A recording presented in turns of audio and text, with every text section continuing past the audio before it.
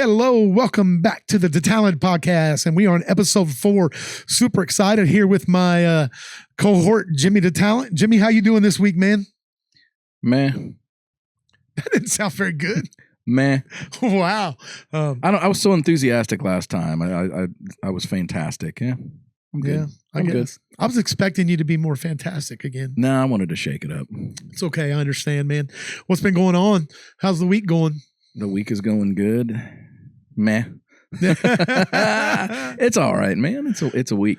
Do you ever get the feeling like you're in Groundhog's Day? Yeah, man. Where every day Bill just Murray. seems like it's just the same old thing It's rinse, over and over repeat. and over and over again. I feel like that a lot, actually. I had a nice break of not playing, and now I think what I'm doing is I'm looking forward to this week. I'm looking to the weekend, and I've got to play. It's gonna be a busy weekend. You're not looking forward to it. You're I'm looking forward I'm at looking it. forward at it. I'm not looking forward to it. No, man, I've been there before. I know how it goes. I say that I enjoy playing. I know it. You know what? It's just like anything, man. Like most of the stuff we love, we enjoy doing it. It's just getting there. I'm telling you what, that's exactly right. When I'm up playing, that's cool. Yeah. I enjoy that. Not a fan of the loading in and loading out. I always say that I play for free, but I get paid to load in and load out. It's awful. It's not fun. It's the worst part of being a and musician. some of those venues where you got multiple steps. Yeah. They don't set them up for No. our first old joke of the day. They don't set them up for us old guys. No, they don't.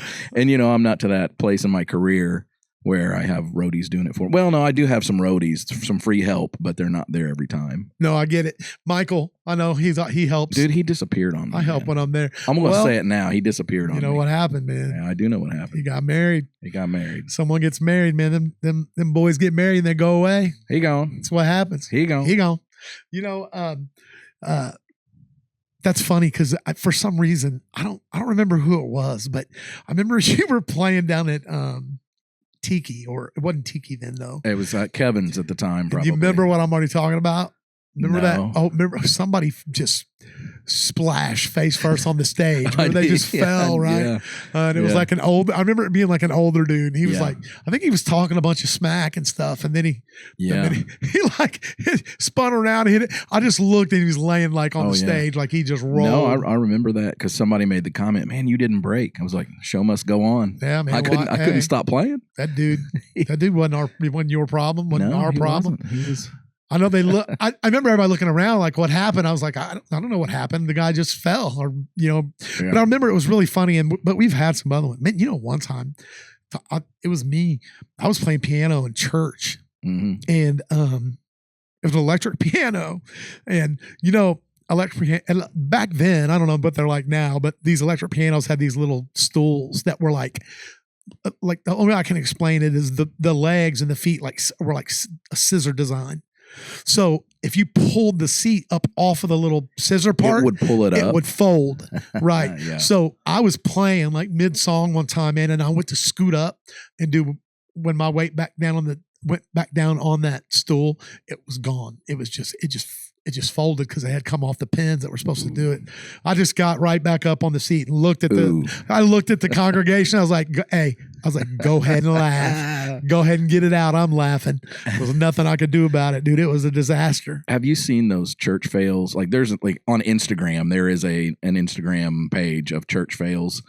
Man, you need to look that up. I don't know that I've seen that one, man, but I see these Facebook reels and I don't even know what the guy's name is, man, but we're here down here at the church of the yard sales here. We got Sister Betty Lou. He cracks me up, dude. He nails it. He has to have a church background. He has to. Dude, he's got one of Rod Parsley's church. Have you seen that one? Yeah. And he just takes off running like a bat out of Hades. It's like, oh, there he goes. He ain't fast or something. Dude, it's hilarious, man. No, I enjoy those. But you got to watch the church fails because that could have been on there. And man, I wish we had it queued up, me dropping Chad's guitar, because that could have made it to the church fails. We would have to search for that, but we could look for that. It's somewhere. I think Mikey has it. Or Kane, one of our family members has that moment. Screen recorded it off the live stream or something. Yeah, it's on the live stream whenever that was, and they screen recorded it. Man, I remember that was the look on his face And that was the last time I ever played one of Chad's guitars. No, it wasn't. No, it it's not true. Yeah, but it took you were grounded for a couple weeks. I was grounded. It took a while to come back, and it's not as frequent as it was. He don't bring him as much. He's like, No. He probably does. He probably goes and gets a full inspection on like on the strap knob. He's like, hey, look, is there any chance that here's the thing. If this guy can drop this guitar, he's going to. That's probably what he tells the music. And you know what? He never brought that one back. But man, did I tell you what I did to Kevin Menace's guitar? Which one? It's his J45, his Gibson, the one that he brings out that he just got. So I broke a string. I can't remember where we were playing. So he handed his guitar so off I to broke you. and that's the way it works. I break a string. He hands me his guitar. He changes the string. He's your guitar tech. He's the guitar tech. There's good reasons why I have him around, right? So I broke a string. He's changing that. He hands me his J45. It barely got in my hands, and I'm playing. I dumped it. On the floor. It hit one of my pedals on my pedal board, and to this day it has a hole. It has I'd say a dime size hole on the bottom. You know what's funny about that? Well, I think a lot, but Kevin doesn't think. Do you remember I did that to Ira's guitar, who was another guy that plays guitar at the church he used to. He's retired now, but yeah. Remember the strap fell. The strap just let go. And so when it fell on the ground, it landed right on the strap knob and it just punched a perfect little circle hole. I do remember that. Remember that? I do remember that. Well, dude, what are you going to do? Man, that's part of playing. You know what, man? Everybody who's ever played a guitar has dropped it. If you play guitar and you ain't dropped it, you ain't played very long.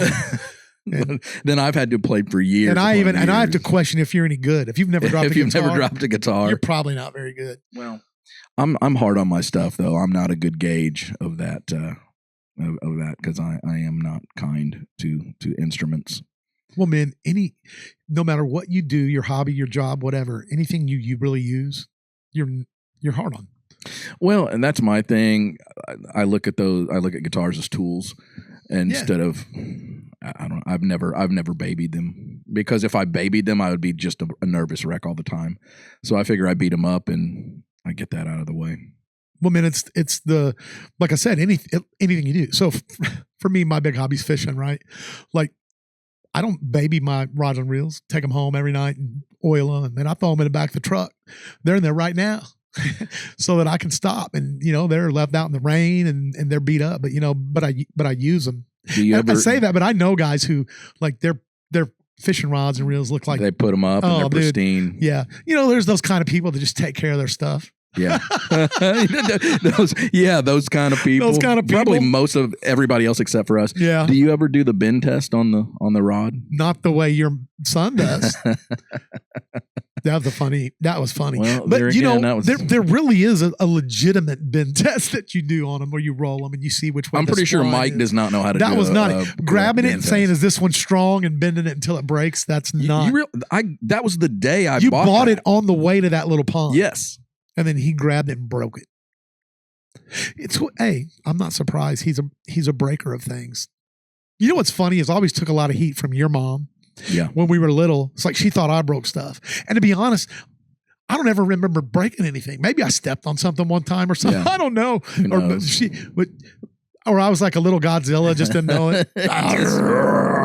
But anyway, I'm not nearly as destructive as that little sucker. And Mikey is awful. I mean, it's intentional at times, and then it's times where, man, it's just I can't explain how many things are broken that the boys broken up of mine and yours. Yeah, they're retarded.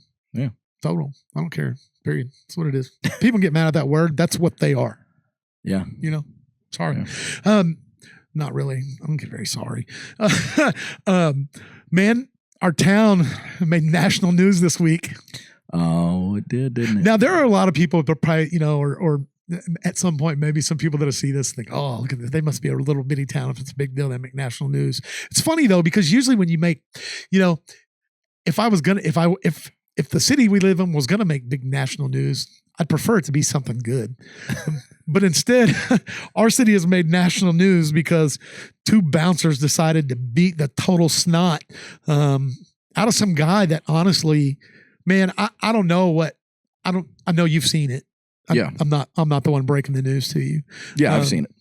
I don't know what the guy did. I know there's always three sides to every story, right? Your side, my side, and the truth. Yep. And so I don't know what really happened. I know that guy said and did something. But dude, what they done, what them bouncers are. Any way you look at that was excessive. They were rightfully charged with felonies. There was no escorting him out of the bar, which I think is what you're supposed to do, right? In that situation is remove the threat from the video showed the physical altercation part. I think from the very beginning, the guy never threw a punch. He never resisted. As soon as they jumped on him, he laid down. He started trying to cover up. Yeah. Dude, so after they hit him 5, 6, 7, 8 times, how many times? Yeah. After the big gorilla dude threw the ugliest uppercut I've ever seen, literally, it's like, dude, stop throwing uppercuts. Like that one's going to get you. So you're talking about the second. Then there was a secondary part where they drug him to another location. That's what I'm saying. Then they drag him, and they were stopping to take breaks to beat him more while they were dragging him. And then also too, they started kicking. So one of them started kicking him in the head. Yeah.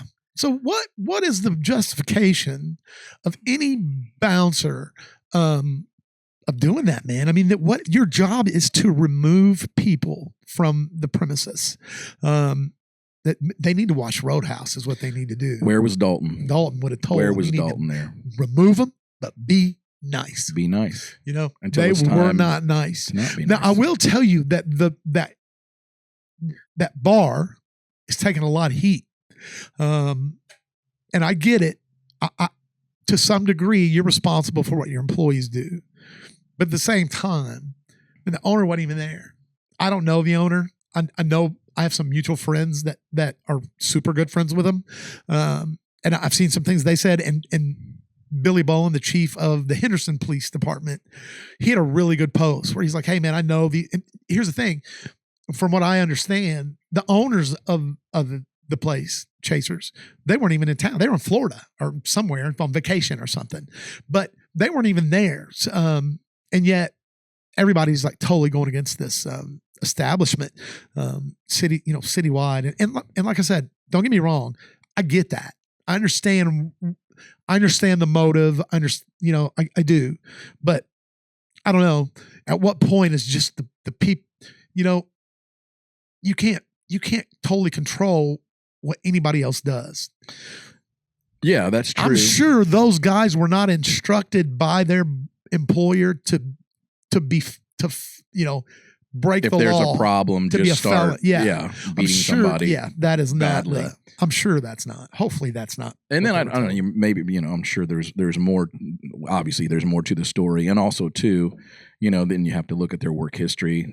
Was there patterns of behavior that led up to this? Was this the first time that this happened? Something like this with those bouncers. I mean, there's a lot to dive into, but to your point, we made the national news here in Evansville, Indiana. Made it to TMZ. It did, and that's crazy because we don't always get there. We, like I said, we kind of, we're kind of like in a little big city. Yeah. But I don't know, man. It was really crazy. I think I'm going to try to look for some footage of it real quick. Yeah, go ahead. So, but here's the thing: we just keep having in this area a series of notable incidents where we'll make some national news every once in a while. I think the last time I remember us making big headlines is when that little, I think it was like a pop-up camper or something was in the Ohio River. They named it. That was awesome. Yeah. That was called. Man, we probably shouldn't say what they named it on the podcast. Oh, should we not? I don't remember what it's called. Yeah, okay. You guys can look that up on your own. But that was it bad? Yeah, it wasn't. It was inappropriate. I'll say it was inappropriate. I'll leave it at that. And then there was another instance where Evansville made some news not too long ago, and it wasn't anything fantastic. I don't think that. I don't think that it was worthy to mention. And there again, it's escaping me. Did you find? Oh, there it is. I did find it. And I do want to show it. Let's just play this video, and let people see, and then after that we'll kind of see what happens.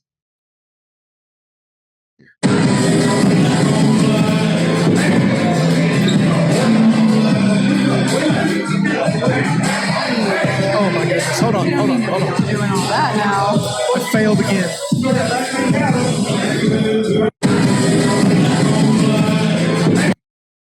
Okay, I'm sorry, everybody.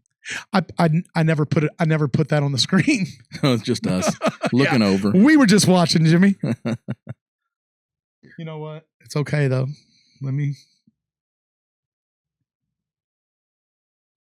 Here we go. You ready? I am ready. Here we go. Take 2. You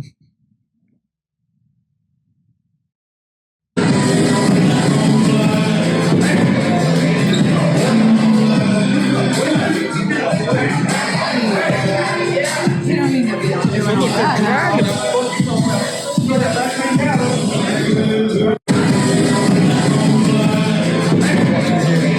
This guy's down. He's covered up. Yeah. He's not fighting. Look.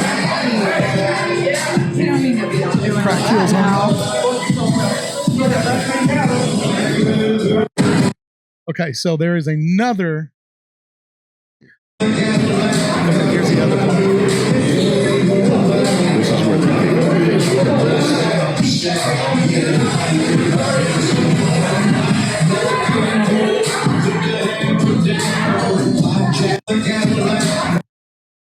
So they just rolled this dude. They literally took him over there on the wall. Both of them beat the guy. Yeah. Then they drag him. Dude, they were dragging him by his feet. There was absolutely nothing he could do. And they stopped and were kicking him underneath a table or a pool table or something, it looked like right there. Yeah. I don't know. I don't know what kind of charges they've got against them, but dude, they should be pretty serious. Oh, I'm sure that there's felonies involved here. I would think. I don't know. That's it is no. They were charged with felonies. They were. Yeah, that's a bad deal. Oh, it's awful. Yeah. I've played there. It's been quite some time, but I've played in that establishment. We'll go. Me and Laura have been there to eat a couple times and do things. And really, I mean, it's usually it's not too bad a place. I don't know though. I've actually heard that Franklin gets pretty wild down there on the weekends.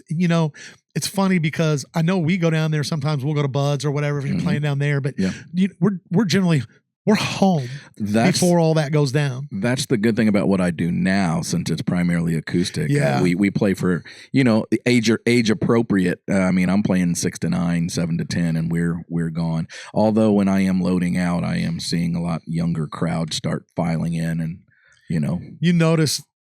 I don't come to those rarities now where you're like, oh yeah, I played 9 to 1. I'm like, yeah, no, you played. I'm barely there. That's man. pretty much when I sleep. Me too. That's a general rule. I mean, those the older I get, the harder those are. That's got to be hard, man, to do at 50 years old. I know you've done it all your life. I mean, you've been playing for 30 plus years or however long, but I mean, man, to do that,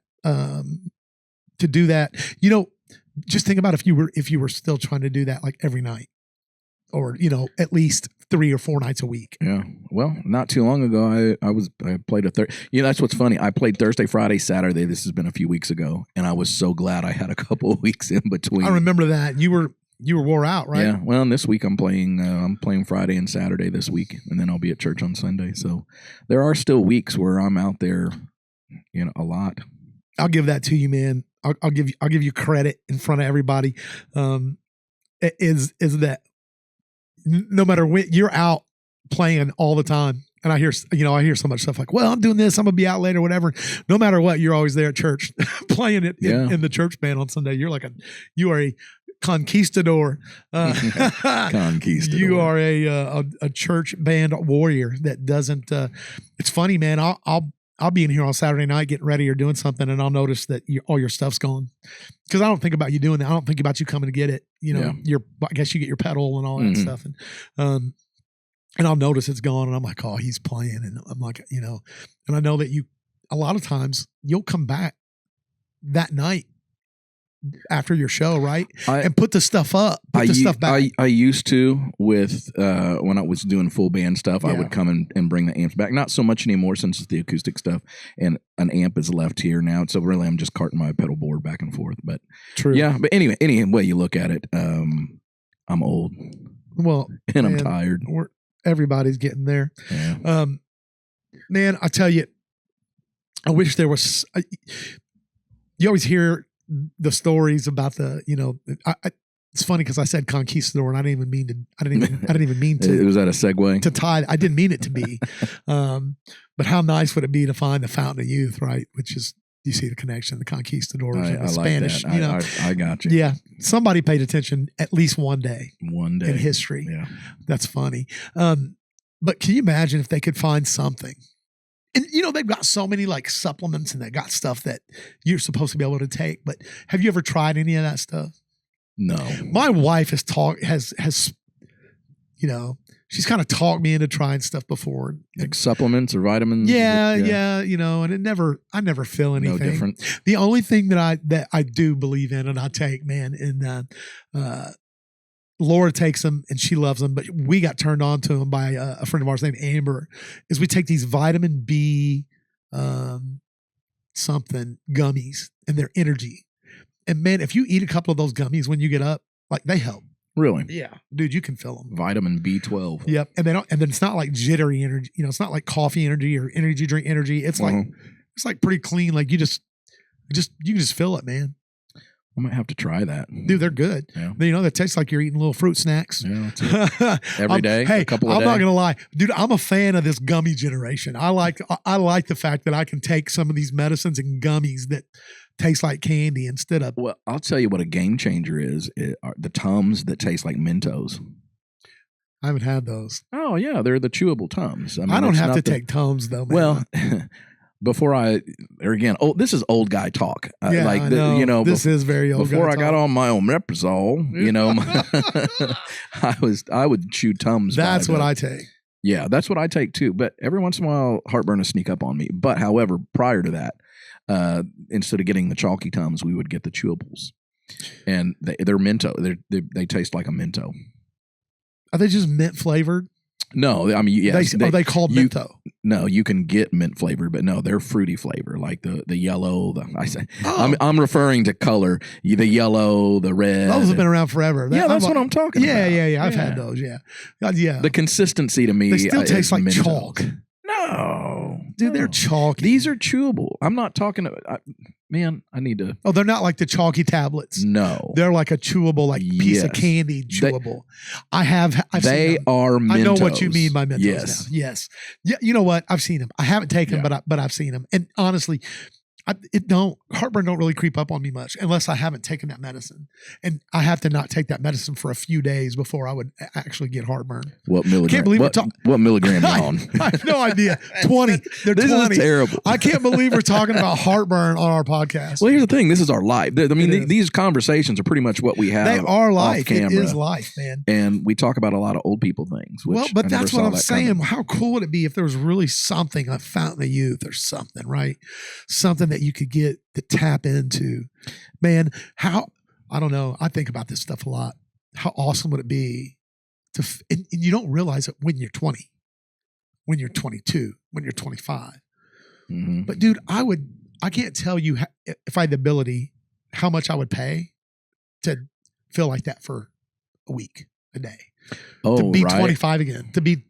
I think 25 was great. I think I felt probably 18 to 25 is when teenager, man, you feel fine. You're great. But I don't want to be dumb. Right. I feel like that 25, anything before 30, between 20 and 18 and 30, man. I agree with you. Yeah. Cause I was going to say, even at 30, I can remember turning 30 thinking it was old. Now I look back and think, man, I was a kid at 30. I was still a kid at 30. Honestly, man, I didn't start feeling age until 40. I felt pretty good at 40. I got on this big weight loss kick. When I turned 40, I was like, man, I better get my stuff together because I'm turning 40. I lost a bunch of weight, man. I did that too. And I did it closer to 45 or whatever it was. And I felt good, but dude, I still didn't feel like if I would have done that when I was 25. Oh no, you can't replace that. Yeah. That's what I'm saying. I'm not saying that we can't feel pretty good for 50. Yeah. But you hit the nail on the head. We can feel pretty good for 50. For 50. I've got a month left of my 40s. So I am 49 hanging on for dear life. Let me rephrase. We can feel pretty good for 49. I'm hanging on, man. I'm not 50 yet. You know what I watched the other day? It was pretty cool. Reminds me of this conversation. Somehow, YouTube, the beauty of YouTube. I love YouTube, man. That's almost all I watch. It is pretty much all I watch, except unless I'm watching like I said, a series like that Blackbird or something. Yeah. But what was I don't know why I'm not a Star Wars fan. I have no idea why it dropped this video to recommend to me, but it was this. It went through all the movie footage and showed how Anakin became Darth Vader, and then his whole life as Darth Vader and all the good and bad things that happened, and then his death and his conversion back to Anakin. And dude, we need that suit. That's what we need. You think that's what it was? It was the suit? It's the armor. Yeah, dude. Obi-Wan left him with no legs and no arm, and he messed him up pretty good. Dude, he left him there. He didn't think he was going to live. You're right, man. That suit was everything. He was a bobber, dude. He was a plug. Yeah, that's a good point, man. Maybe that's what we need is that suit, dude. He immediately. I mean, they put him on this surgery table or whatever they did to him, whatever they do in Star Wars, and they put that stuff on him and put that mask on him. As soon as they put the mask on him, I'm just thinking about how much hate you're going to get by saying you're not a Star Wars fan. I'm not. They can hate me all they want. What about Star Trek? I prefer Star Trek over Star Wars. I think it's easier to follow. Really? Because hot take. I'm really neither. I'm not really either one either, though, man. Do you remember? I don't care about them. Do you remember those little Star Trek guns you had when you lived in Mount Vernon? You mean phasers? The phase, yeah. See that I don't even know the correct terminology. Is that what for phasers? They're phasers. So, but we could set them to stun or kill. Well, and here's the thing, though. Your brother told me that you couldn't point that at a mirror because it would bounce back and knock you down. I want you to repeat what you just said, and I want you to find the fault. It's in the first three words. Your brother, yeah, your brother told me. But when I was young, I believed that. You believed that a fake Star Trek phaser? I did, and I'm going to be honest with you. I still might believe it to this day. I wonder if that could have really happened. Could there have been some sort of force from that phaser to knock me down if I pointed it towards a mirror? I don't know. I know you're not supposed to use one of those laser pointers in your eyes. I have a friend who was blind in one eye, and that was a trick of his. He used to love pointing. Getting lazy, you know lays himself. You know what I'm talking about. I feel like I know who you're talking about. It was James Brown, not the James Brown, but it was James Brown. Yeah. You were in a band with a man named James Brown. I was. That's always good. That's always good stuff, man. Yeah. Definitely not the James Brown. Not the James Brown, but comparable. Man, I love that James Brown too. I love your buddy James Brown too. Absolutely. He was a fun guy to be around. Dude, I remember going to your bachelor party with those guys. And we kind of we all went out and hung out and that was a ball, man. We just did stupid stuff, Yeah, I was there in Carbondale, of all places. And we were young at that point, but we were good guys, man. We didn't drink a drop. We didn't do anything wrong. No, I mean we went out, saw some bands, and went and ate, had some food, and that was it, man. That was good kid club. Yeah, I don't know if we were kids, but we were 20 in early 20s. Were you even 21? Yeah, I was 21. How old were you when you married Sarah? 22. Okay. Yeah. So you did. Honestly, as long as you guys were together, that was pretty much waiting a while. Yeah. Oh, yeah. I watch these TV shows, man. Specifically, I'll give a shout out to the Robertsons. And it's funny that I'm bringing up Duck Dynasty. Everybody's going to look at our beard and say they like Duck Dynasty. Right. And my beard has nothing to do with Duck Dynasty. Or ZZ Top. Or that, and I hear that more than anything. Yep. Let me give a word of advice to people out there everywhere. Don't tell every man with a beard, you look like ZZ Top. They'll smile at you, but let me just be honest. It's, what do you call it? just tolerating it. Oh man. But that's the thing you hear the most is easy talk. Yeah. I get that a lot. But their kids get married at like 17.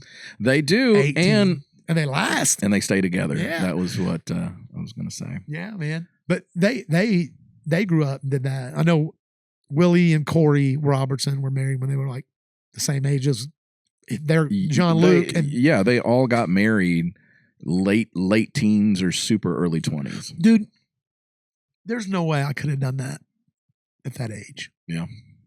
I would have been divorced in 3 weeks. And that's... Well, how old were you when you got married? 24. 24? Yep. So, what do you think changed between 20 and 24? A lot. Well, it's not 20. It's like they were 19. Okay. Well, what change? What do you think the change? I think you do a lot of growing up between. Once you get out of that. Once you're out of high school for a few years, and maybe the fact that I didn't go straight to college, maybe college kind of allows people to stay kids a little bit longer. Yeah, that makes sense. You know, man, we got out of high school and started humping, man. And so I don't know. I feel like hold on, clarify what you mean by humping. Working. Okay. Took me a minute. That too, probably. But yeah, that's what's the line? Is it Charlie? A rich kid goes to college, a poor man goes to work. Yeah, man. Yeah. You know, that's what happens. He went to Jared, and I went to work. That's another good. That's Hardy. That is Hardy. I appreciate that reference. Yeah, buddy. Man. Yeah, That's I love one. Hardy. I do too. That's Would You Hide My Gun? That's Posty and Hardy, dude. We were just listening to that on the way in. I've been eating that up. Yeah, that's two of my. I like both those guys in country. Yeah, I do too. I've been a long time Hardy fan. I was an early bandwagon Hardy guy because I liked his songwriting. I think you turned me on to Hardy. Yeah. I mean, I knew that he wrote God's Country. Mm-hmm. That's what turned everything around. Yeah. That's what blew him up. Yeah. And then what broke him musically himself singing was that, what's it? You remember the song about having a baby young? Yeah. You know? Yeah. And beer. That's what it was about. Beer and a baby. One beer, I think is the title of the song. Beer and a baby. Yeah. Oh, man. But he's good. Dude, he writes such a huge amount of what everybody else is singing. Like him and Ernest. Him and Ernest, yeah. I know Morgan Wallen, we called him on that Theo Vaughn podcast, and he was talking about how much writing he does, and he said, but he meets with some of his buddies to write. I guarantee he's talking about 100%. Hardy, Ernest, yeah, and I don't know who else is in that group. For a while, it looked like it was kind of growing. Now I haven't heard so much about it, but for a minute, it was like Hardy and Wallen and Jelly and Bailey Zimmerman and there were more guys on there, and they were even touring together. Is that over? No, I think they're still doing things here and there, but they're all on that Big Loud record. So they're all on the same label. So who owns that? Who's the label? Who owns the label? So there is the boys don't own it. Hardy and them? No, they don't. A guy named Craig Wiseman, who is an old school Nashville writer, had all like tons of hits, and that's just where it started, and then it just blew up from there. Yeah, and now Ernest K has his own label, which is a subsidiary of Big Loud. Ernest has his own label. Yeah. He's a talented dude, man. Yeah, he's awesome. A lot of people don't even know who he is, man. You know, he dropped out of that tour though. He was playing and stopped. He was supposed to be with Jelly. Yeah, and I think he wanted to go home and spend time with his kid. Yeah, I think that's what happened. I think I heard something like, and this could be totally wrong. Which, by the way, I have to correct. Okay. From last week. Oh yeah. Yeah. Yeah. I messed a story up bad. And okay. And it was a story that's important enough that I feel like I ought to correct it. Oh no. But Ernest so super talented, and not even a lot of people knows who he is. But man, he does so much. He's another one that just writes so much. But I think what I heard was that his kid like had called him and was like, "I miss you, Daddy." I think he's a little boy. He was like, "I want you to come home." Yeah. And I think Ernest was like, "Hey, you know what? I'm out." I respect that. Yeah, man. I respect that. That's what prioritizing stuff. Your family absolutely has to come first.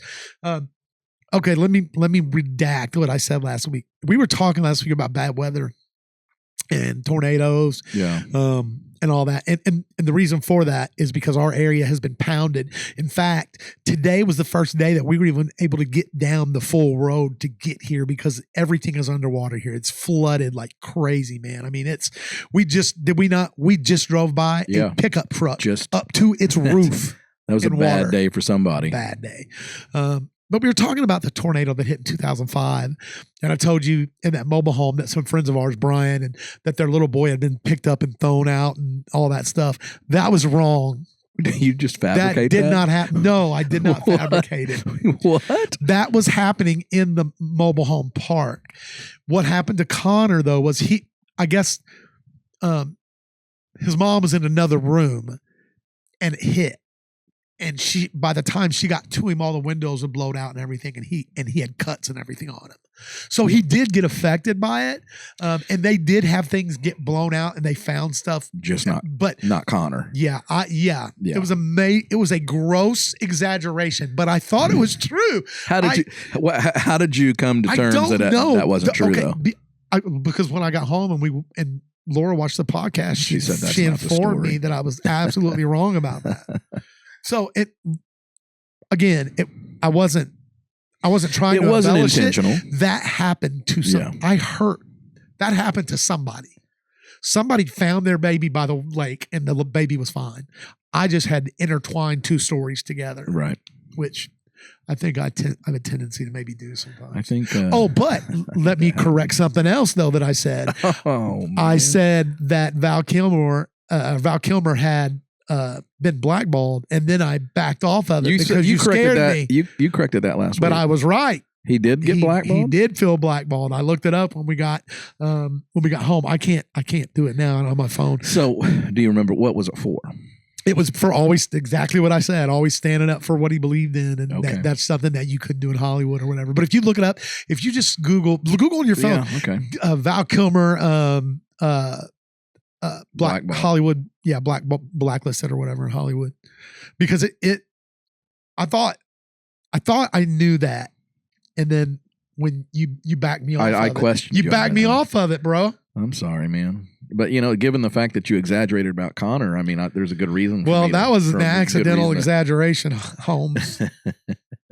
Well, okay, so not going too deep into this, in a recent interview, Val Kilmer stated that he felt that he was kind of blacklisted by Hollywood after his career dried up, and he hadn't gotten a studio job in 15 years. There is some more details. See, I told you, man. There was, now here's the thing: they say it like there's no truth to it.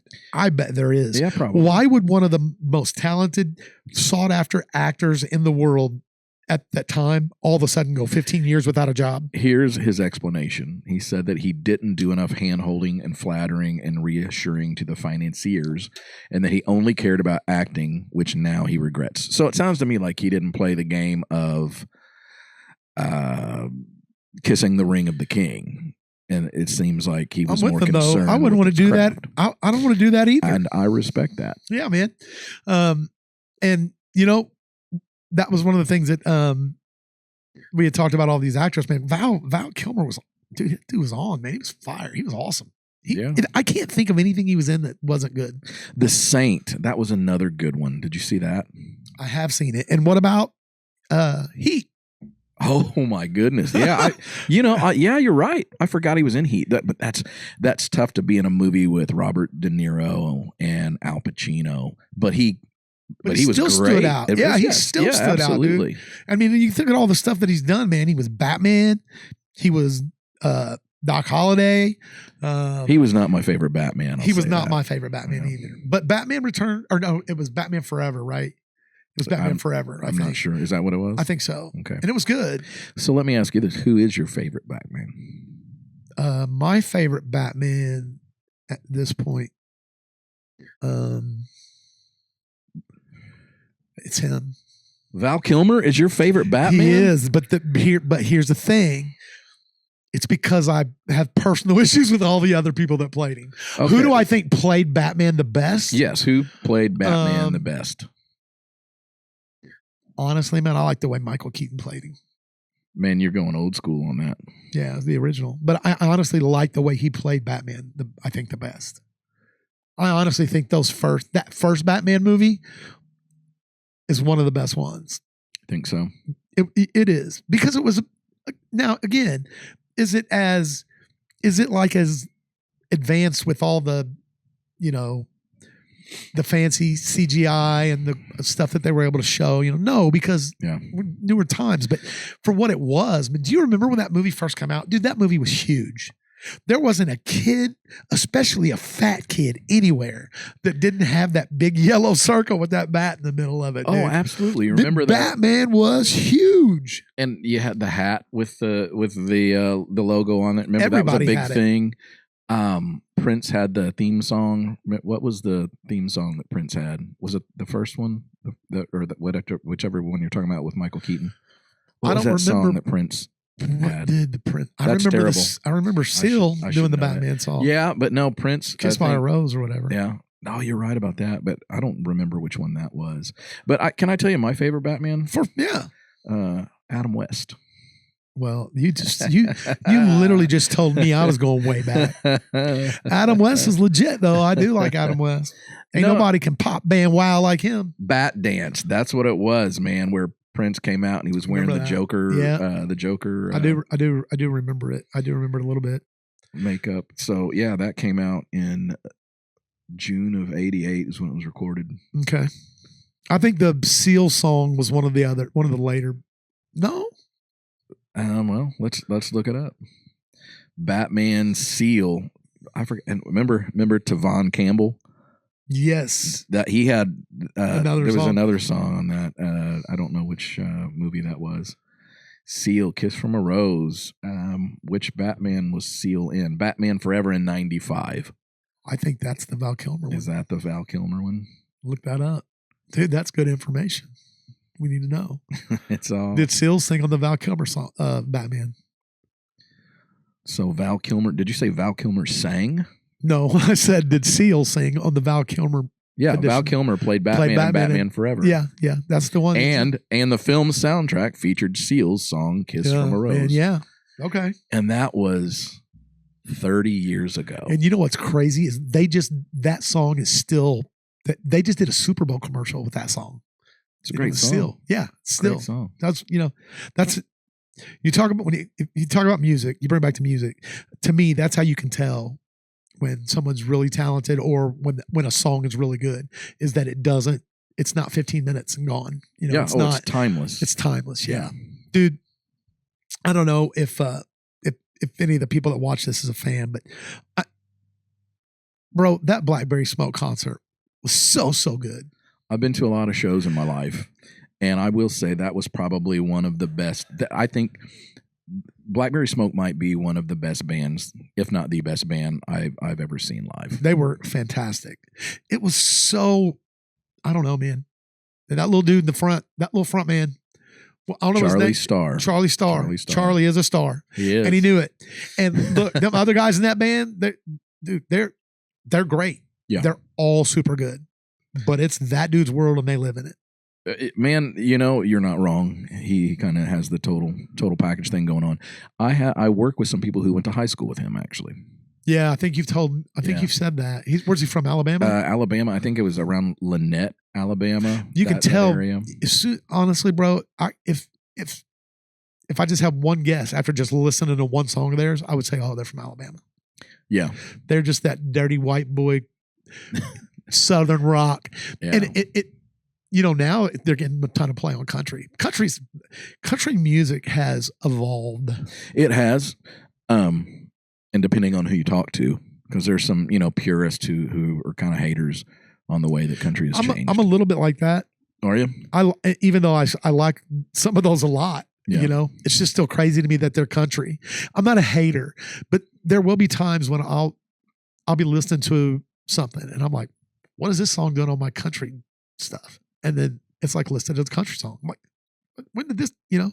Yeah. When did DJ Flutie Duty become country? Like, right? It's like, when did this happen? Like, what in the world, man? I will say I was not a fan of country when we were really young. Right? I wasn't a big fan either. But however, there was a pivotal moment that I changed or at least saw what country could be, because you probably don't even remember this. I think you went to Robert Stadium to some sort of it was a petition or plea to get Garth Brooks to come to Evansville. Do you remember that? I went to it. You went to it. I don't know. Yeah, like that sounds like something I would have done with Bill Bolin. I'm pretty sure that's probably what it was. But anyhow, you told me, man, you should check out this new guy. His name's Garth Brooks. It's not country like our dads would listen to, Willie Nelson, Waylon Jennings, Merle Haggard, George Jones. And I was never a fan because that was my dad's music. But Garth changed that for me. And I didn't fully adopt the country fandom that I did until probably my early 20s. And when 90s country got real big, like Travis Tritt really kind of, he was like the staple that kind of pushed me towards country. I like Travis Tritt. It's the sad part about I loved Garth, man. I can't stand him now, man. Not a Garth fan? I am not a fan. So, is he still doing that Vegas residency? I don't know, man. His music got weird. He went crazy and tried to do that Chris Gaines stuff or whatever it was called. Oh man, don't hate on that. Dude, listen to me. I've actually written songs with a guy named Tommy Sims, who wrote a good portion of that album. Here's the thing. That album was meant to be a precursor for a movie. The movie never got made. They were in a development deal to make a movie about the life of Chris Gaines. Garth wanted to release the soundtrack to the movie before, so when you went to the movie, you would think that you had a sense of this guy was actually, a musician or a rock star about this movie. So really, it just remember that part. It backfired. I mean, it didn't go through, but he wasn't crazy. He wasn't trying to change his image. He was just trying to do that on. He wasn't doing the whole reinventing himself thing. Dude, I know that. I can tell you this though. Tommy Sims, the guy who wrote a lot of that music, was a super talented guy. Well, do you remember? I remember him. Do you remember Babyface and Eric Clapton? Remember that song "Changed the World"? Yep. Tommy wrote that. Yeah. That was Grammy of the Year one year. Yeah, man, I remember that, and I remember that guy, and I even remember that Chris Gaines movie thing. But even still, okay, maybe that was a bad example. It was still weird. Listen, I had to defend that because but I can't defend the other stuff about him, man. I can't, Toby Keith had, before he passed away, apparently said Garth. They asked Garth to leave his funeral. He wasn't invited to. He wasn't invied to TK's funeral. Yeah, man, that was another. He said a lot. Garth, I think, has said a lot of stuff. Yeah, I don't know, dude. You can say whatever you want when you got that kind of money. Yeah, he's so rich. I don't. I'll be honest. I mean, I don't really follow Garth much anymore because it's. You know why? It's so hard to find his music online. Go try to find a Garth song online. You can't do it. Yeah, because everything's locked down so tight, like you can't. Greedy, man. Yeah. Well, how much money do you really need? Yeah, I mean, that's the thing, out, bro. It's like you have so much money, that you could never spend it, and you won't put your money out how most people are able to afford to do it, and nobody's going to go buy. Hey, guess what? If you're so dumb that you're going to make people buy a CD or something, like. Who's got a CD player? Well, that's a good point.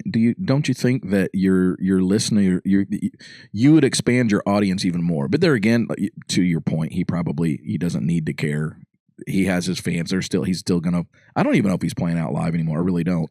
But wherever he plays, if he does play out, I'm sure it sells out. But the thing about it is nobody even has Well, that's the thing. Nobody's listening to CDs anymore. Nobody has even a CD player. Yeah. Dude, new computers don't even have CD-ROMs. I know. That's old technology. Yeah. The way music works now is it's digital. I know musicians have taken a hit because of that, a huge hit. But well, yeah, But their money has changed from CD sales, and now they have to do ticket sales. the world, merch. the world changed where back in the day you went on the road to promote your product, to sell your product, and now you release a product to go out on the road to make money, whether it be, Merch or the merch or the actual ticket sales. Ticket sales. So it's kind of a weird juxtaposition. Who would have thought that, where, you wouldn't really make any money with releasing music. I seen an interview like yesterday, I think. It was Kurt Cobain. Mm-hmm. And they were talking about ticket sales, and they told him what, man, who was it? They told him what somebody was selling tickets for, Madonna. And it was $50. And he was like, $50? Like it was expensive. Back he couldn't believe it. Yeah. He was like, what are they? And they were like, well, it's Madonna. And he's like, I don't care who it is. He was like, our tickets are like 16, and they were talking about, how much, dude, they gouge so bad now on ticket prices. Oh, it's terrible. It's almost middle class almost can't go see a show. Well, and if you do, you're taking out a loan. And especially for anybody like, so Morgan Wallen tickets are like $400. Yeah. I can't afford. Yeah, hey, I'll proudly say I can't afford it. And even if I could, I don't know if anybody's good enough for me to pay $400 to hear them sing a song that I can hear on the radio, on Spotify or whatever. You there again, you can watch YouTube and see a great live performance. Yeah, man, in your living room. Yeah, it doesn't make sense to me. I think with everybody, or with all, I guess I should say, with every in every business almost. Like it gets to the point where the business itself almost eliminates their own customers. Yeah. They're eliminating the people that would more than likely go see them. He's still selling out though. Well, he's selling out too. And then they factor in, well, we might lose some ticket sales, but we're making up for it because of the outrageous price. Yeah, I mean it's crazy, but why not just make it where everybody can afford to go to the show, and then sell your. And I don't know if this is artists or if this is people surrounding artists. I think it's Ticketmaster or Ticketmaster, right? But I can, what the number one driver is, right? It's greed. Yeah, that's what it is. That's the number one driver of the entire world, man. Preach it, brother. It is human. I mean, it's what everybody is into, is greed themselves right now. Give it to me, and not really caring how it affects other people. But I think you got to be careful if you're in a business of entertainment or anything, any product that you have, if you make it you yourself, either whether it be by price or availability or whatever, if you take the consumer's ability to consume whatever it is that you've got, you're shooting yourself in the foot. Right. Makes no sense. But my argument is kind of moot because he's still selling out. That whole he's still selling out thing kind of kills my whole thing. Who are you talking about specifically? Well, we've been talking about Morgan Wallen, but I'm not. I love Morgan Wallen. I'm not bad mouthing him. I do think he's proud of himself. I think he knows he's a big deal. But I don't think he sets those prices. I don't think he does either. And talking through this, if somebody's getting $400 a ticket, it's because the demand is there, and they can get $400 a ticket. But that's I guess my thing is, just because the demand's there and you can get it, you're still gouging, because that ticket should have I don't know. Here's what I think they should do. I think there should be tiers set up. So let's just go with our stadium, like Ford Center, right? So there should be tiers. There should be like tier 1 shows, tier 2 shows, tier 3 shows, however many. And then I think according to what tier they're in, so like Morgan Wallen would obviously be a tier 1 concert, right? So I think the price should be based on the seat for a tier 1 concert. So maybe that's $200, whatever. You know what I mean? But whoever it is. So Morgan Wallen, Jelly Roll, like those are all going to be tier 1. But then you get, some young up and comer that's playing there. Maybe they're a tier 2 or a tier 3. And then, okay, so you pay, but according to the seat, you know what I mean? Because you're still, the product you're buying, really, you're buying the music, but I don't know. That's one way that you could possibly do it. They have that now. I mean, I guess I'm not following you. So, I mean, they have tiered pricing. I mean, you're going to pay. But what I mean is the show the artist should fit into a tier. Oh, yeah, I see what you're saying. So like tier A shows would be people who do this much in ticket sales per year. And then for anybody in that any entertainer in that tier A group, here's the seats we've got, and these are the prices on them. So Morgan and another tier A person, their price would be the same. I see what you're saying. So a standardization almost. Yeah. Just to keep the prices fair. And something too that muddies it up is scalpers will go and purchase a lot, and then the resale ticket value gets a little jacked up. Yeah, it's messed up. It's all and what I just said may not be a possibility. And some people might even say, "Oh God, you're not letting people choose what they want to make." I get that too. I'm just trying to say there's got to be something that people can do to make these shows more affordable for people, man, because people want to go to shows. That's I love going to shows, man. But I'll be honest, there are some you can't afford to go. You just can't afford it. Yeah. It's a bad financial decision. It should not be a bad financial decision. Yeah. I should not pay what I pay for a car payment to go to a concert. That is fiscally irresponsible, I feel like. Well, you think about it. It's everything, though. Look at streaming services. When you cut the cord and you don't have cable anymore, and you do all the savings in your head, I'm going to save so much money because I don't have cable. But then what do? You go and buy the Peacock app. You go and buy the Amazon app, the Paramount app. I bet we pay way more than we did for cable. You start adding all that. Oh, that's not bad. This app is only $9.99 a month. Before you know it, you're paying $400 a month for saying, stuff, man. and we watch YouTube. And we watch YouTube, and that's the thing. It's all strategic because one app or platform will have a show that you really want to watch, and it's such a pain to cancel. You don't end up canceling; you just keep it. You're only watching one show, and then you hardly ever use it. Yeah, perfect example, man, is the whole Apple TV thing. Did I tell you about that? No, I wanted to watch that Blackbird show, so I used a friend's account to log in and watch it. Sorry, Apple. So anyway. That was all good, but like every time I got logged out for some reason, whenever I'd ask for a code and all that stuff, I was like, it's pain. Well, then just like the other day, like maybe a week ago, I get this email saying, "How are you enjoying your Apple TV subscription?" And I go in and look, dude, I've had Apple TV for like 3 years. Yeah. Are you serious? Yeah, I'm dead serious. I signed on. I was like, oh, well, good. There we go. And here's the thing: you were paying for it, didn't even know it. Because it's just coming out of my Apple subscription. And so really you don't even owe Apple an apology. I mean, because you didn't. I don't, but you know what I'm saying though. I do know what you're saying. I was a paying customer. I just used the login, but you know what I'm saying. I'm tracking with you now. But it's so silly. We will. There's an app that you can get. It's called Rocket Money or something that we'll go and cancel the subscription. It'll let you know, hey man. Yeah. Especially they said you wouldn't believe how many people have like multiple Netflix accounts, and they don't have no idea. They don't know it because they open and close them, and they every time they get a new computer or they get an email address or whatever, they just create another account. I'm telling you right now, what can I tell you what my pet peeves is, dude? If you've ever been my Facebook, I will only be Facebook friends with a person one time. You don't do the second when you see they got locked out or something. If someone if they got locked out or something, they post it and it was like their account got scrapped or something like that happened and it wasn't their fault. Okay. But if you create a new Facebook account every time you get a new phone, yeah, we're done. Listen, we have some relatives who I think I am friends with like multiple times. I don't seven or eight of their profiles. But I think the last time I got an invite, I was like, man, I think 8 was my limit. Listen, man, if you can't figure that part out, you probably don't need to be on anything technical. Well, yeah. Sorry, it's the truth.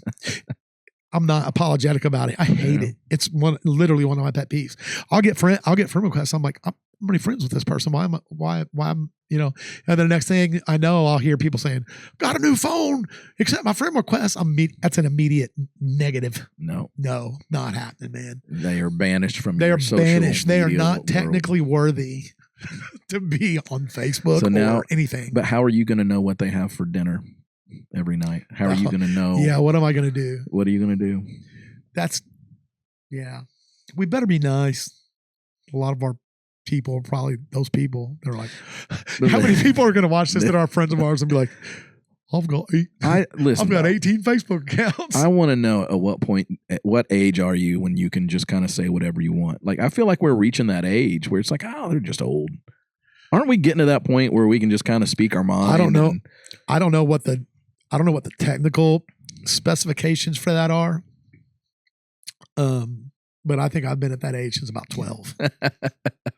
Well, I know what you're saying, personality types, whatever. But there's a certain point in your life, no matter who you are, how you are, You can say whatever you want. you can just say whatever you want. Yeah, People are like, man. man, they're just old. I think you got to be older than us. You think so? Like I think my dad. Our dads are there. They're there. They are there. Like eventually, you're just going to draw laughs. You know, it's like, oh wow, did they say that? But there's nothing really to do or anything about it. But to your point, I mean, how about this? I'll speak for my dad. You can speak for yours. My dad has not had that age where. Yeah, he was like that. He's been like that forever from day one. My dad isn't. My dad wasn't. Your dad's a little more reserved. My dad is more reserved than yours. Yeah. But he can get there. Yeah, he can get there. Yeah. But yeah, definitely on that side. But my dad was never mouthy. Yeah. I've never heard him mouth off to anybody. Yeah. I think he was more Action Jackson kind of guy. Yeah. Where your dad would get mad and mouth off to people. He has no problem doing that. Not at all. Still does. Yeah, he still will. Like, what are you doing? He weighs like 90 pounds, soaking wet. Like, oh, man. Jim, don't do that. We could just tell some good stories, but I don't know.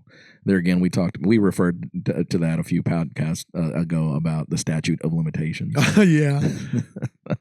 You know, there really are ones that we can't tell. Yeah. That's just funny. It makes me laugh. You know, another thing, it's funny because after that Star Wars thing that I was talking about a while ago came up, did you know there's a bunch of different, this is also stupid, but I watched it, every minute of it, and I was so interested, dude. It sucked me in. Like, there's like 4 or 5 different races of predator. Did you know that? No. There's like the Ukajita and the. So so it's not just one, this is the predator, this is the lineage. There's like multiple different. They're different breeds of predator. Yeah. Interesting. And most of them are related. Uh-huh. And they're actually classes of predator. So one will be like a hunter, one will be like enforcer. The one in this new. Have you watched Prey? Yes, dude, that's one of my favorite predators. It was so really good. So that one is the smallest of all predators. Really, and they're called feral predators, and they're not related. They're not underneath this Fukajita thing. I'm saying all this. I'm not predator nerding out. Well, it made me think. Sometimes you ever think about aliens? You think aliens are real, man?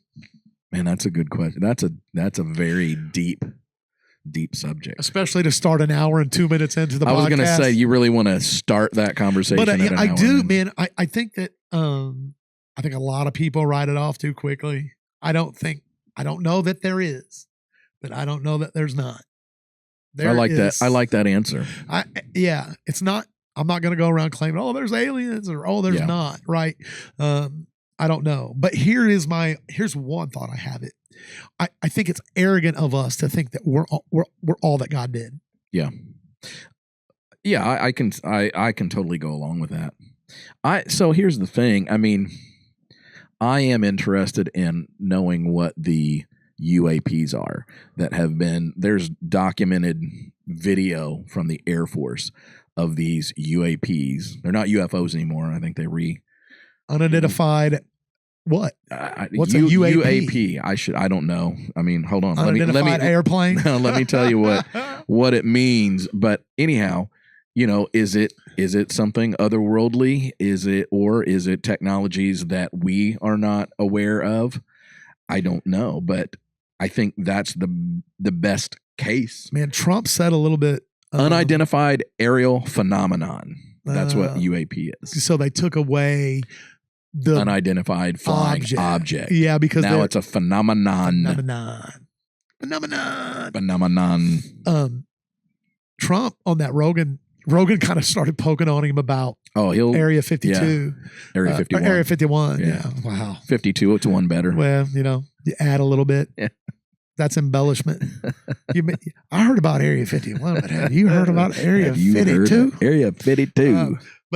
He started picking on him about Area 51, and Trump said, you could tell that was one thing. He didn't hem-haw about anything else. He was like, I'm going to release the JFK. I'm going to release this. I'm going to release that. Skirted around it. He was like, what bit. about Area 51? He was like, well, I think he kind of said, I don't even know. So then everything. If there was nothing to it, why have it? Yeah. Yeah. But he said that pilots, he said, I will say this. I have talked to some really reliable pilots and Air Force people and people who have been around, and they say have definitely seen some weird stuff that they can't explain. I think they can explain it. They choose not to. They choose not to. Yeah. But if there are, thank goodness, thank goodness so far they're not, and hopefully they never will be like predators or really. But what do you do with here's that? the crazy thing is, how would we even know? Yeah. Because then predators swoop in, dude, and they're on the hunt, and they grab the trophies they want, and then they're off. Dude, we don't even know. We just know Wilbur's been missing for 14 years and nobody ever seen him. But in the movie, somebody figures it out and kills him. I mean, look at Prey. Yeah. But did you catch the little part of that where in that movie, the protagonist, she gets that gun. That gun is the same gun from the Danny Glover Predator that was Predator given as a 2, gift, right? That the Predator gave Danny Glover as a gift. Really? So at some point, interesting. She had the gun and then Predators at some point the Predators got that gun back. Wait a second though. Yeah. So okay. So yeah, I follow you now. She got the gun. Then she killed the Predator. And then at some point, the Predators got possession back of the gun. And I've heard but Danny Glover's in the future. Yes. So the Predator, between that time with the girl who got it, the Native American girl who got the gun, and Danny Glover's time, a Predator at some point had got that gun back along the way. Yeah. Huh. Interesting. And you just said you weren't a Predator nerd, but you've got a lot of facts here. I told you I just watched that, and then I know that I wondered about that because I'm not a Predator nerd, but I do watch all those when they come out. I mean, I like Predator movies, and I remember. I remember when it did. I remember that gun from the Danny Glover one, and so when I seen the gun on that Prey, I was like, "Oh, I did geek out. Maybe I am a Predator nerd." I think you just self-described Predator nerd. So anyway, I geeked out a little bit, and then I was like, "Wait, that means at some point the Predators got these guns back." So here's the story or the thought, or whatever it is that at some point, and they say this story is told. Do you remember at the end of Prey, if you've watched the credits, it was all a bunch of like hand-drawn, like cartoon type. The whole credits is like that. I think I turned the movie off. Okay. At the if you watch it though, they say the story of that gun getting back is all intertwined in that credit scene. Hey, I'll give it to him. That's pretty. So is it safe to say that there will be another one? I'm sure. I don't see them going on anytime soon. How many are there? Oh my gosh, maybe 9 or 10. Because I'm going to be honest with you, I only thought there were like 3. No, man, just didn't know. There's one with Adrian Brody. Didn't know about that one. There's the one with Schwarzenegger. There's the one about that one. Danny Glover. Knew about that one. There's Prey. Knew about that one. Outside of there's those. Alien versus Predator. And there's Alien versus Predator. Okay, I knew. Predator 2, Requiem, okay. I can't even say that word. Requiem? Yeah, Requiem. So there's a lot. That's 7. Wow. That's interesting. There's a lot of them. Did you, well, sounds like you did. You watched the Alien versus Predator? Yeah, I certainly wouldn't miss that one. How was that? Were those good? Yeah, they're super good. And that's one of the predator species in that video is a hybrid between alien. Oh, so they got together. So apparently at some point, interesting. The Predator heard, "Let's get it on." Went to the alien. But man, that's funny. But if there are aliens, I hope they're not like that. I don't think they're going to be. I'm hopeful. I hope they're like minions. Little friendly yellow dots. You don't think it's that? Think what? You think it's that, or you don't think it's that? If there are aliens, I said I hope it's that. You hope it's that. You don't. What about E.T.? That was like the OG. That'd be cool. That'd be cool. Yeah. E.T. was cool. Our kids don't even know what E.T. is. No. I think they did themselves a disservice. That movie did.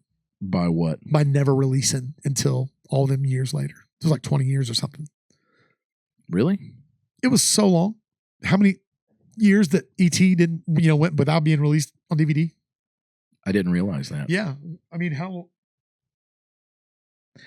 So what, do you recall what year that was? It was like 84, 85, somewhere in there? I don't. If you're going to Google it, I won't. I'll Google it. And then also look and see like how many years it was before it was released on DVD or video. Because I don't think it was ever released on VHS. Oh man, 82. So okay. 7 years old. That's what we were. That is older than I thought. When was it on DVD? When was it released on DVD? Yeah. And you're thinking, well, you say 20 years, but that technology hadn't been out. It wasn't even released on, okay, I'm saying DVD because. Oh, how about this? I'll say on VHS. Yeah. It wasn't released on VHS either. Well, so E.T. was eventually released on VHS and Laserdisc on October 27th, 1988. So it took them 6 years. But let me ask you this. When do you think you first got a VCR? Oh, man. I don't know. I'm going to say. I would say probably around 90 or so. No. 91, you probably got it. No, I think probably earlier than that, you thought. Oh, you know what? Yeah. Okay, hold on. Yeah, my timing got messed up. I remember watching the Indiana Hoosiers win the national championship in 1987 on a TV that had a VCR on it. So I know we had one in 87. And I remember watching Rocky IV and Goonies almost every day of at least one summer. What year do you think that was when we did that? Now that I'm thinking of it, I'm thinking we might have got our first VCR in Mount Vernon. That's what I'm saying. So that would be 82 or 83. Yeah. That's a lot longer than I thought. Yeah. Than I would have thought. And then you had to go to the video store and take them the little tab. Dude. Oh, you're talking about Green's Video. Sorry. Yeah, that's what specifically the little about. Round tag. Yeah, dude. Little key. They were just key tags. That's it. That's all they were. That's it. On and a they nail. Were hanging on the nail. And like there'd be like however many they had. That's how many tags there were. If there wasn't no tags, there wasn't no movie. And there's probably only, if you are from the southeast side of Evansville, you can appreciate what we're talking about. I bet everybody knows what Green's Video Guarantee is. that, dude. Outside of that, probably nobody else. In the parking lot of Hooks. That's right. Or in the same building as Hooks. Same building as Hooks. I do remember going. Well, hey, we got to specify Hooks was a drugstore. Hooks was a drugstore because I don't think there's any more Hooks either. It's all CVS and Walgreens. I don't think there's a Hooks. I don't even know if Hooks exists. That's what I'm saying. I don't think it does. Dude, how many so there are, have you seen any of the videos on Facebook or not on Facebook? Well, maybe they are Facebook Reels or no, they're YouTube. Where it goes through and talks about things that aren't around anymore. Man, I would not things, but I'll get on a restaurant kick. It'd be like restaurants or, food, or like, stores. Yeah. Yeah. Or things in the mall. And so I remember Washington Square Mall, like things that were like Swiss Colony. And I was just talking to somebody about the Swiss Colony the other day. It was so good. And they couldn't recall what I was talking about. And I said they had a cherry icy, they had a Coke icy, and they had a pretzel. And that was kind of like the staple. And they had the barrel full of candy. Yeah. The Brock's candy. Brock's candy, yeah. It was like the little butterscotches. They had butterscotches, whiskey barrels. Yeah. They had just anything you could think of. Barrels. What was the little soft white candy with like the little, some kind of gelatin that was red and green? You know what I'm talking about? I'm clueless, man. I don't know. Those were another Brock's candy item that was fantastic. I don't remember that one. Oh, man, they were good. But anyway, Swiss Colony, right by the baby shop in Washington Square Mall. Yeah. Orange Julius was there. Yes. Remember Chess King? That was what I remember was it Burger Farmer's Daughter or Farmer's something. It was the restaurant that was where the bar is now in the mall. Oh yeah. It was like brown and like orange and I know what you're talking about, but I don't know what the name. But I remember we ate there a lot. I mean, when we went to the mall, I felt like that's where we ate. Yeah. And I remember then Eastland Mall opened, and man, they were off the chain, man. They had that was dude. That I ate all high school. I almost ate every day at Eastland Square Mall. I mean, a lot of it when we had open campus. We would go there, and they had we'd work the system right. They had like a Long John Silver's in there. Remember Long John Silver's in the mall? Yeah. It was across the street from the Chick-fil-A. Yeah, I do remember that. Across the hallway or whatever it was. But we would go there and we could buy, like when you get Long John Silver's, the little Crispies in the tray. Yes. For 15 cents, you could get one of those cardboard trays full of those. Full of just so we Crispies. So we would buy like a drink and that, and then go like down to the tilt and play video games or do whatever, use our money for other things. But I don't remember going to, by the time Washington Square Mall, when we were in high school, that was already, like there was like 3 restaurants in there. It was a ghost of what it was. It was like Subway, Noble Romans, and Paul's Fish and Chips. Yeah. And just for cookies. Noble Romans held strong for still there. Is it still there? Still there. That's amazing. It's the best one. That is amazing. It's the best one to eat at. Does it still have the breadsticks how they used to make them? Yeah, they're dude, I'm telling you, it is exactly how it was. School. It is exactly like it was last time you went there. It is not the best Noble Romans. I made a mistake. The best Noble Romans is that one out there that's like fancy. Yeah. But normal Noble Romans, I'm telling you, man, it's far better than any other, because most of them are like part of a Subway or when these restaurants combine the way they do, they go to Suckville. They're not good. I've always thought that was bizarre, like the KFCs and Taco Bell. How weird is that? What kind of stomach ache are they trying to give you? That's the thing about Long John Silver's. It's like, that like we'll want it sometimes, like especially me or like one of the boys, and and then like as soon as you're done, I'm like, man, I earned this stomach ache that I'm about to have. Yeah, but it's so good when you're eating it. It is the one time a year that I'll eat it. I couldn't tell you the last time I had Long John Silver's. I eat Long John Silver's. We eat it less now because there's this new little local place that we like. You were telling me about that. It's called Journeys. Yeah. It's really good. Yeah. So we don't eat there so much now anymore, but it's good. There's a lot of good local stuff around here popping up. Yeah, I'm all about local. I love supporting local. It's always better. And it's always better. I even try to tell somebody said something the other day. Me and my boys were talking. Me and one of the boys, and we were talking about the difference between, why we go to restaurants, because home cooked food is always better. It's like, well, it's because we don't always feel like cooking it, or we don't always feel like doing whatever. Easy. So it's easy. Yeah. So anyway, we talked about that, and then. And it was funny because I was like, well, home cooking is always better. And I took a bite of something, and I was like, I don't know, maybe not this. I was like, that's pretty good. What was it? Do you remember? It was fish. It was fried cod at Pier 17, which Pier 17 is good, man. I've only been there that one time. With us? With you guys. Figures. I'm not a huge man. You're not. I'm not a huge seafood guy. I don't ever remember you eating a lot of seafood. But the rest of your family is, right? Yeah. I mean, are you talking about my immediate family, wife, kids? Yeah, Sarah and the kids. They do, but not. They don't care about it either. No, I thought you meant I was going to ask you this: when we were younger, were your parents more Long John Silver's or Captain D's? Captain D's. My dad. That's the only we never went to Long John Silver's when I was young. It was always Captain D's. No, so there was several years where after church every Sunday, Captain D's, all you can eat Captain D's country style fish. Oh man! And we would. There was one on South Greenville Road. We'd go to that one. Yeah. Then that one closed. Yep. And before we moved over on that side of town, we used to eat at the one on 41. Is that still there? 41's still there. Laura go in and get carry out every once in a while. Yeah. Still good too. Okay. How about this? Was your family more of KFC or Lee's? KFC. See, we were more of Lee's famous restaurant. Lee's is way better. But so maybe Lee's back in the day when there was one over there on Lincoln on the east side. Yeah, that's the one we would always go to. Yeah, see, then you haven't been Lee's for years because that thing closed years ago. I couldn't tell you the last time. And because we would actually go all the way down to St. Joe's every once in a while to get Lee's. Really? Yeah.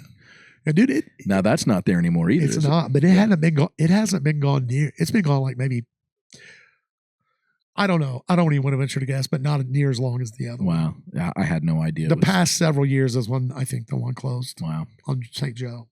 So that was a staple. But was Lee's a local thing? I don't know.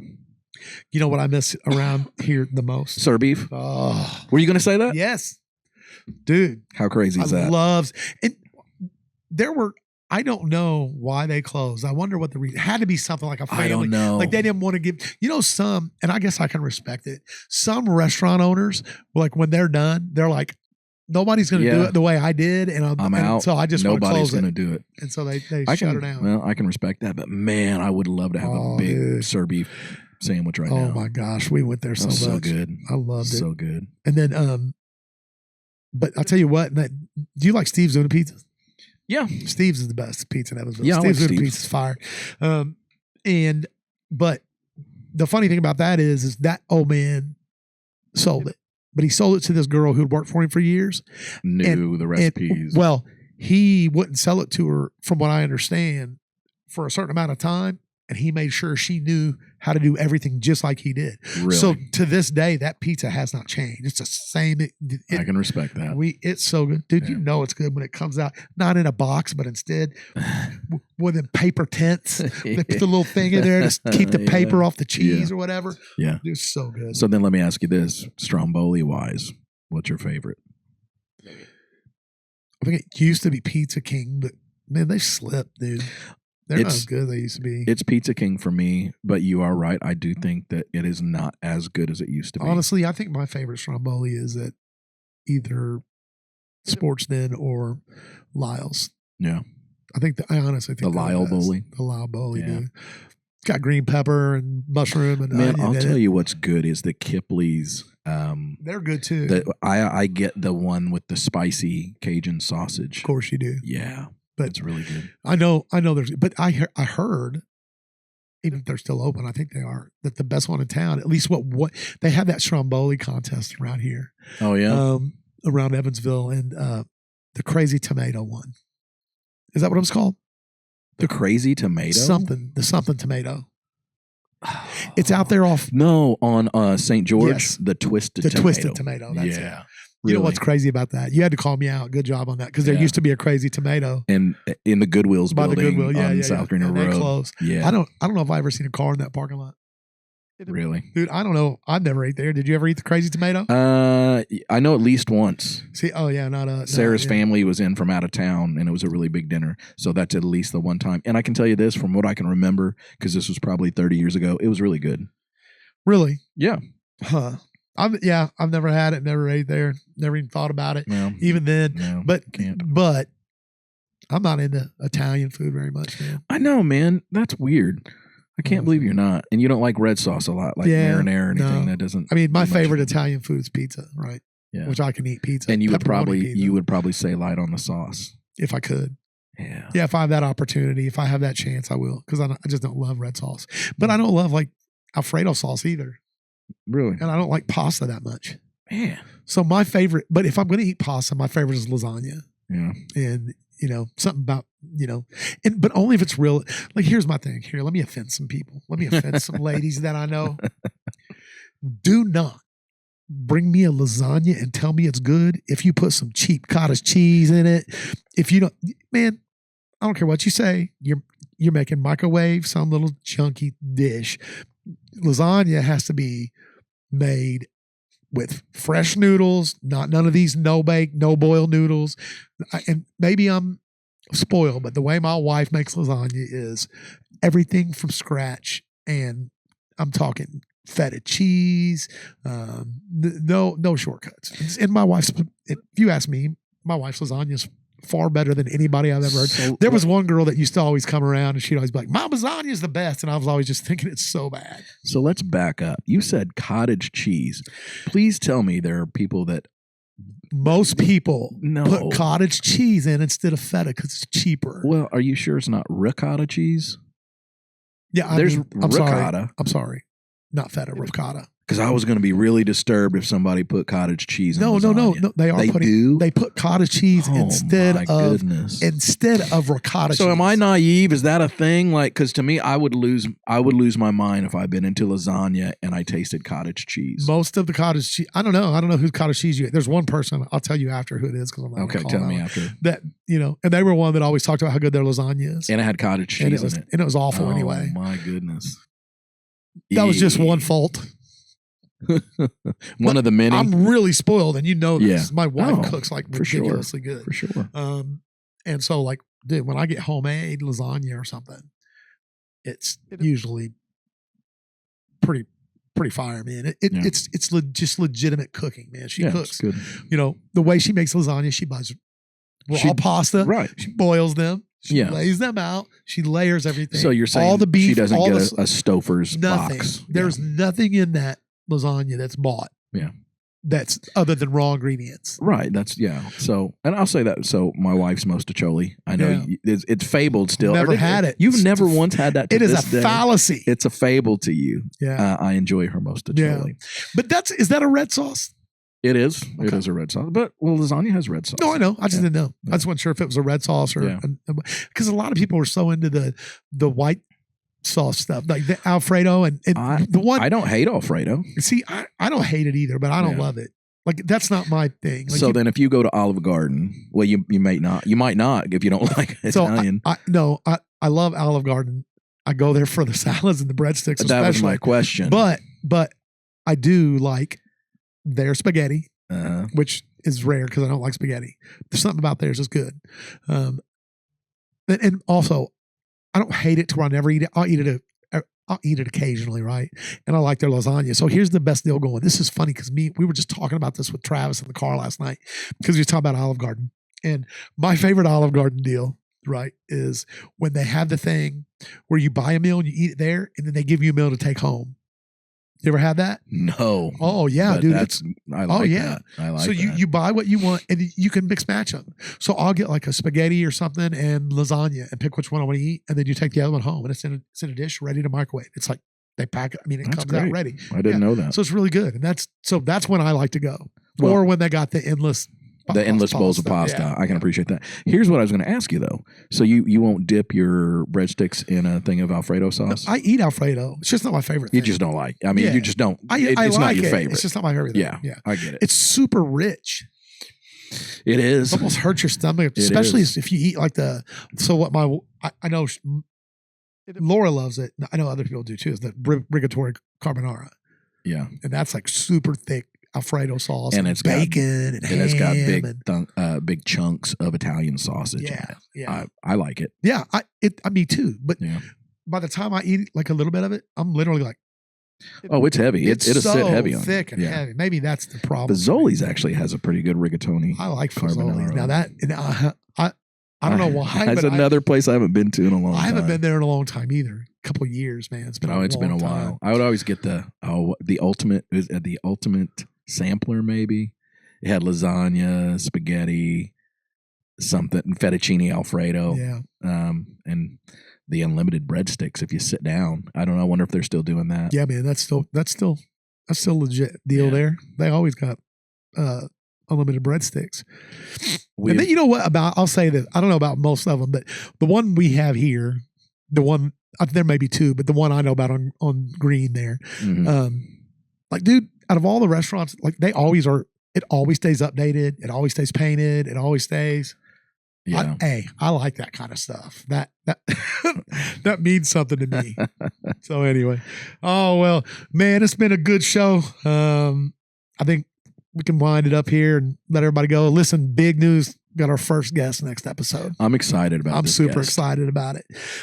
So make sure that you tune in, and probably going to be a little more serious next time with having said that, but we're certainly going to have some fun. So do us a favor. Don't forget to like this video, to subscribe to the channel, and to share with all your friends, man. It's the best way that you can help the channel. We're super excited about what's to come, and we will see you next week. Just like always, bye.